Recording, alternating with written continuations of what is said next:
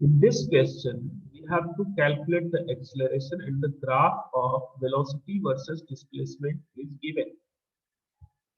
And we have to find the acceleration at x equal to 1 meter.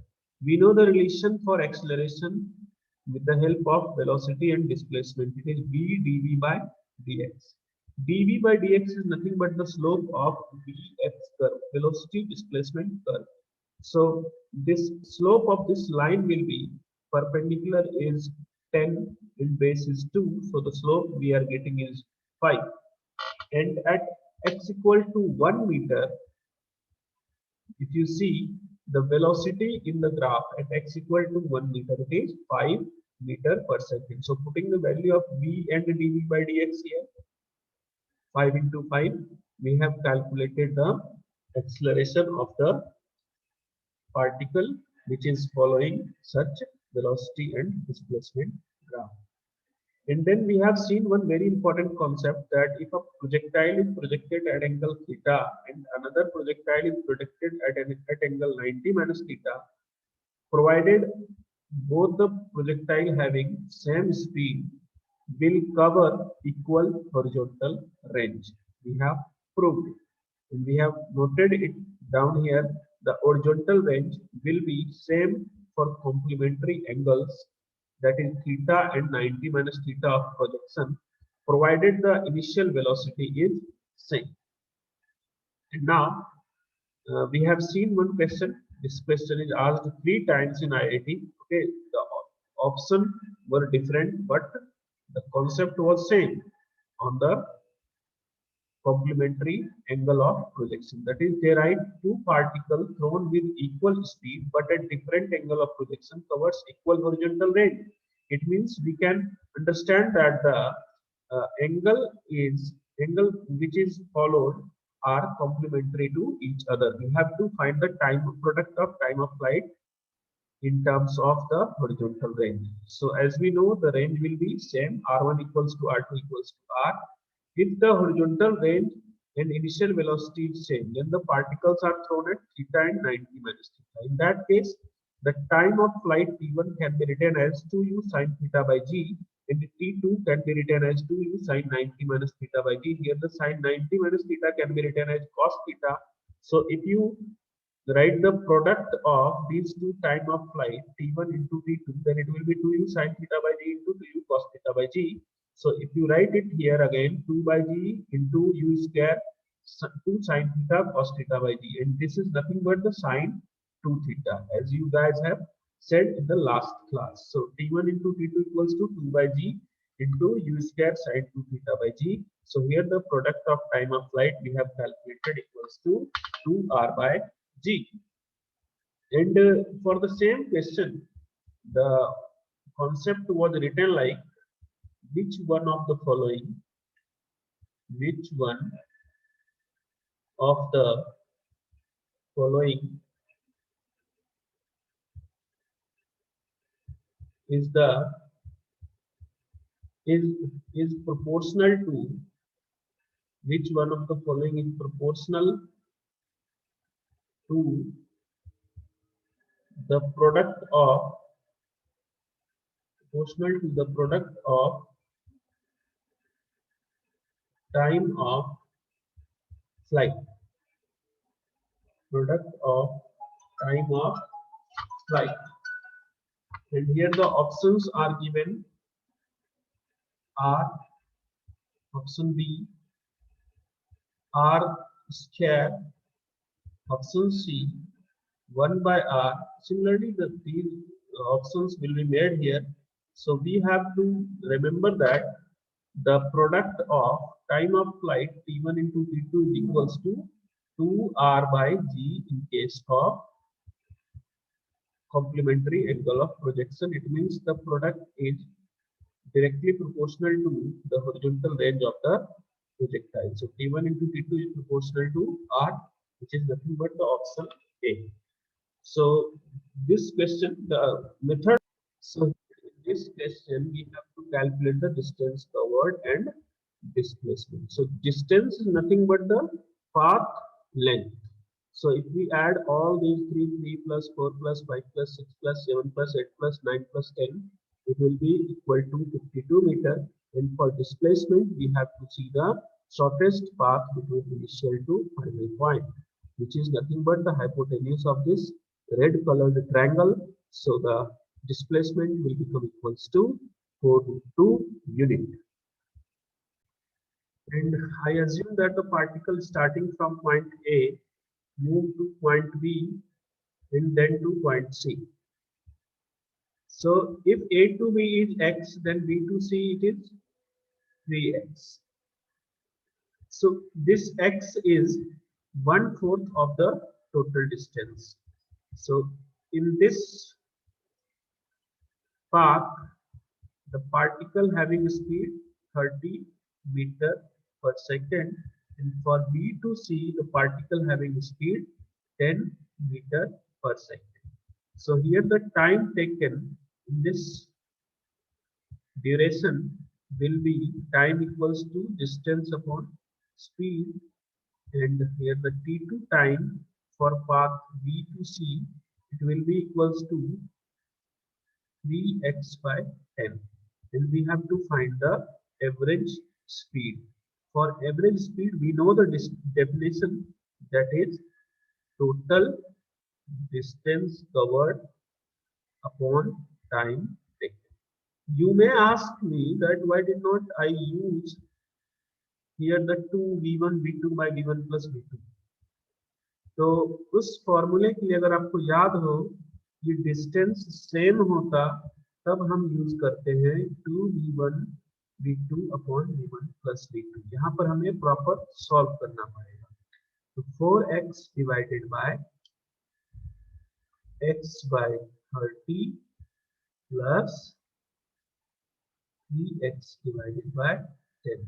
इसको solve करेंगे आप and you will get the answer 12 meter per second.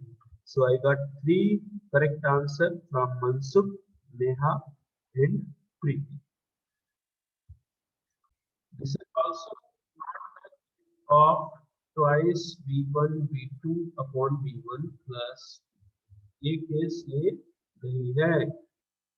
क्यों नहीं है? क्योंकि half time की बात करी गई है, हाफ डिस्टेंस की बात नहीं हुई है, रिमेनिंग हाफ टाइम। तो हमें इसे प्रॉपर मेथड से यहाँ पर सॉल्व करना पड़ेगा।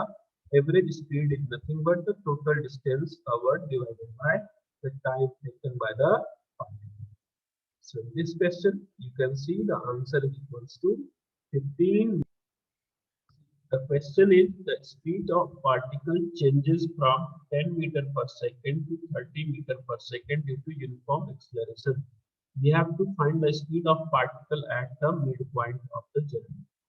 So suppose the particle started from point A and have to reach to point B, and here the speed is given 10 meter per second, and when it reaches the B, its speed became 30 meter per second. There is change in magnitude of velocity or the or speed, so we can say that there must be some acceleration. Since the in question it is given that the acceleration is uniform, so we have to consider the fixed value of acceleration at the midpoint. If the velocity I assume is equals to v, if this value is s, then this distance will also be s. C is the midpoint between A and B. Then from A to C, what will be the equation you're gonna write here? It will be b square minus 10 square equals to 2as. And again from C to B, final velocity, that is 30 square minus b square equals to 2as. We have used the relation b square equals to u square plus 2s. Here I will subtract these two relations. Subtracting these two, Here the LHS will be equal to this symbol will have sign change plus, not plus, here the sign is already plus, we have to change to the minus, plus minus. So this 2as and 2s will get cancelled. And in left hand side, you will be having 2v square equals to 30 square minus 10 square, which is equals to 0. So 2v square will become equals to 1000. So b, you will be getting b equals to under root 500, which is 10 root 5 meter per second. This must be your answer. So Preeti has given the correct answer there. यहाँ पर देखिए question क्या है. We have to find the speed at midpoint of journey, but now the speed is varying from 0 to 10. So if I assume v is the speed at midpoint, speed at midpoint of the journey. So in that case, using the relation v square equals to u square plus 2s, so v square minus 0 square will become equals to 2as, and then 10 square minus v square equals to 2as.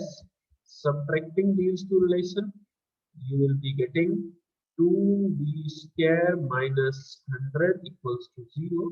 So it is v square equals to 50.